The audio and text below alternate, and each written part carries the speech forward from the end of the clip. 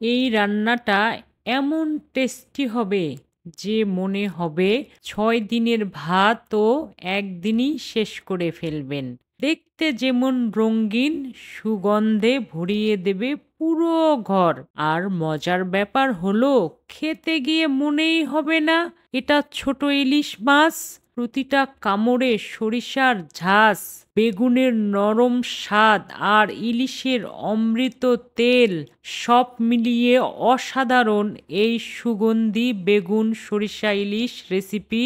আশা করি আপনাদের ভালো লাগবে, আর ভালো লাগলে আমার চ্যানেলটি সাবস্ক্রাইব করে ভিডিওটি লাইক কমেন্ট শেয়ার করে আমার সঙ্গে থাকবেন। চলুন তাহলে শুরু করি এই দারুণ রেসিপি। প্রথমে এরকম একটা বাটি নিয়েছি। তো আমি প্রথমে মশলাটা রেডি করে নেব। এখানে কালো সরিষা 2 টেবিল চামচ আছে, হলুদ সরিষা 1 টেবিল চামচ আছে, সঙ্গে কয়েকটা লাল মরিচ দিচ্ছি। লাল মরিচ দিলে পরে যেমন কালারটা সুন্দর হবে, খেতেও সুস্বাদু হবে। এখন এই সরিষাগুলো আমি ভিজিয়ে রাখবো। ভিজিয়ে রাখলে পরে সফট হবে, বেটে নিতে বা ব্লেন্ড করে নিতে সুবিধা হবে। আর সরিষার যে একটা তেতো ভাব আছে সেটাও নষ্ট হয়ে যাবে। তো আমি 20 থেকে 30 মিনিটের মতো এটা ভিজিয়ে রাখবো। সরিষা মরিচ সব নরম হয়ে গেছে। এখন সুন্দর করে পরিষ্কার করে নেব।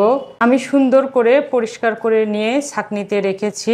এর ভেতরে কয়েকটা কাঁচামরিচ দিলাম।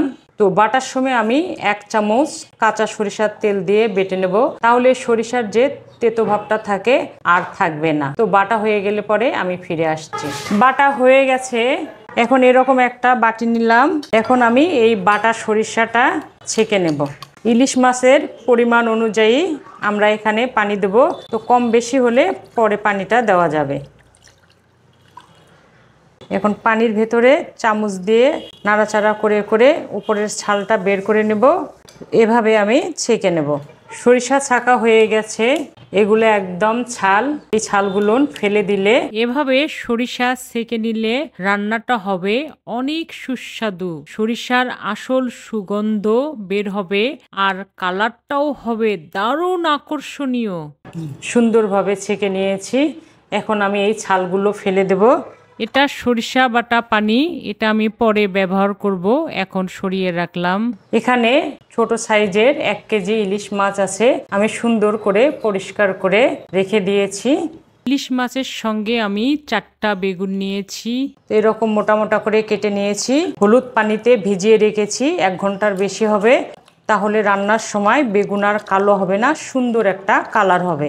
আমি কিন্তু ধুয়েই এগুলো ভিজিয়ে রেখেছি। এখন আমি সরাসরি রান্না করতে যাব। বিসমিল্লাহির রহমানির রহিম। যে কড়াইয়ে রান্না করব গরম হয়ে গেছে। ইলিশ মাছ মানেই সরিষার তেল। তো এখানে আমি 1/2 কাপের বেশি সরিষার তেল দিলাম। মিহি কুচি করা 1 কাপ পেঁয়াজ কুচি দিলাম। ঝালটা পরিমাণ মতো কাঁচামরিচ কুচি দিলাম। এখন সব কিছু আমি হালকা ব্রাউন কালার করে ভেজে নেব। হালকা কালার এসেছে, 1 কাপের মতো পানি দেব। আমি ঝোলটা একটু গ্রেভি গ্রেভি করব, ওই জন্য 1/2 কাপের একটু কম পেঁয়াজ বাটা দিলাম। 1 চামচ আদা বাটা দিলাম। লবণ স্বাদ অনুযায়ী আমি 2.5 চামচ দিলাম। হলুদ পরিমাণ মতো আমি উঁচু করে 1 চামচ দিলাম। এখন আমি সমস্ত মশলাগুলো সুন্দরভাবে কষিয়ে নেব। পেঁয়াজটা যখন দেখব সফট হয়ে এরকম তেল ভেসে উঠবে, এই পর্যায়ে বেগুনগুলো দিয়ে দিলাম। এখন আমি মিডিয়াম জালে সব কিছু ভালোভাবে কষিয়ে নেব, যেন মশলাটাও আরও সুন্দর কষা হয়, বেগুনেরও যেন কাঁচা গন্ধটা না থাকে। বেগুন মশলা দুটোই কষানো শেষ। যখন দেখব বেগুনের কালারটা চেঞ্জ হয়ে এরকম গ্লেজি হয়েছে, মশলাগুলো গায়ে গায়ে লেগে গেছে, ওই পর্যায়ে পরিমাণ মতো পানি দেব বেগুনটা হাফ সেদ্ধ হওয়ার জন্য। আমি 1 কাপ পানি দিলাম। সুন্দর করে সব কিছু মিশিয়ে দিলাম। মাঝে মাঝে নাড়াচাড়া করব যেন লেগে না যায়। আমি সুন্দরভাবে বেগুন কষিয়ে নিয়েছি। কষাতে কষাতে যখন দেখব বেগুনটা একটু নরম হতে ধরেছে, তেল ভেসে উঠেছে, মশলাটা একদম মিহি হয়ে বেগুনের গায়ে গায়ে লেগে আছে, এই পর্যায়ে ইলিশ মাছগুলো দিতে হবে। এই যে সরিষা পেস্টের পানিটা আমি নাড়াচাড়া করে দিয়ে দিচ্ছি। এখানে আর কোনো এক্সট্রা পানি দেব না, সবটুকু দিয়ে দিলাম।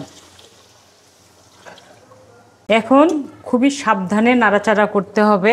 এখন এরকম দুই সাইডে ধরে এভাবে নাড়াচাড়া করতে হবে, না হলে বেগুনগুলো সব ভেঙে ভেঙে যাবে।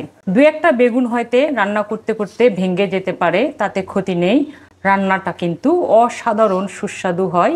এভাবে রান্না করলে রান্নাটা অনেক সুগন্ধিময় হবে, কালারটা অনেক সুন্দর হবে, আর সুস্বাদু তো হবেই। মাছগুলো একটু ঝোলের ভেতরে আমি ডুবিয়ে ডুবিয়ে দিচ্ছি, যেন মশলাগুলো সুন্দরভাবে মাছের মধ্যে ঢোকে, তাহলে খেতে অনেক সুস্বাদু লাগবে। এখন মিডিয়ামের চেয়ে একটু জোরে জাল দিয়ে আমি 10 মিনিটের মতো রান্না করে নেব। ইলিশ মাছ বেশি রান্না করতে নেই, তাহলে ইলিশ মাছের যে ফ্লেভারটা আছে সেটা নষ্ট হয়ে যায়। রান্না এখন ফিনিশিং টাচ দেব। আমি কিছু কাটা কাঁচামরিচ দিলাম, কিছু আস্ত দিলাম। দুইভাবে কাঁচামরিচ দিলে রান্নাটা আরো সুগন্ধিময় হবে। সুগন্ধি বেগুন সরিষা ইলিশের জন্য 1 চামচ জিরা গুঁড়া দিলাম। কালারটা যা অসাধারণ হবে, খেতেও তেমনি সুস্বাদু হবে। জালটা বন্ধ করে দিলাম। এখন আমি 1.5 টেবিল চামচ কাঁচা সরিষার তেল দিলাম, যা নাকে আসার সঙ্গে সঙ্গে আপনি 6-7 প্লেট ভাত এমনিতেই খেতে পারবেন। ঢেকে দিলাম 5 মিনিটের জন্য।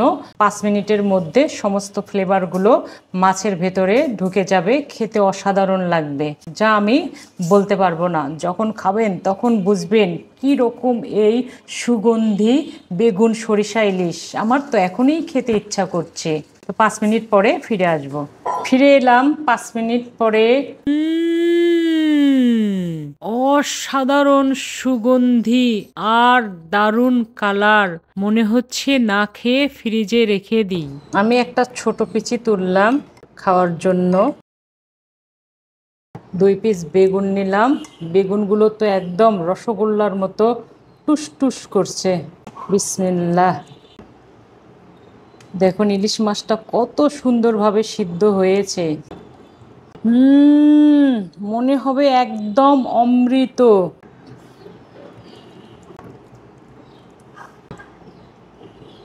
বেগুনগুলো যখন মুখে পড়ছে মনে হচ্ছে যে রসগোল্লা খাচ্ছি, এতটা স্বাদ হয়েছে। মনেই হচ্ছে না এটা ছোট ইলিশ। এরকম সুগন্ধি ইলিশ সরিষা বেগুন থাকলে খেতে খেতে কখন যে পেট ভরে যাবে আপনি নিজেই বুঝতে পারবেন না। তো এভাবে তৈরি করে দেখবেন সুগন্ধি বেগুন সরিষা ইলিশ, অসাধারণ লাগে। ইলিশের মৌসুমে এই রেসিপিটা যদি মিস করেন তাহলে এর স্বাদটাই বুঝতে পারবেন না। তো আজ এ পর্যন্তই, আবার দেখা হবে নতুন কোনো রেসিপি নিয়ে। ভালো খান, সুস্থ থাকুন, আল্লাহ হাফেজ।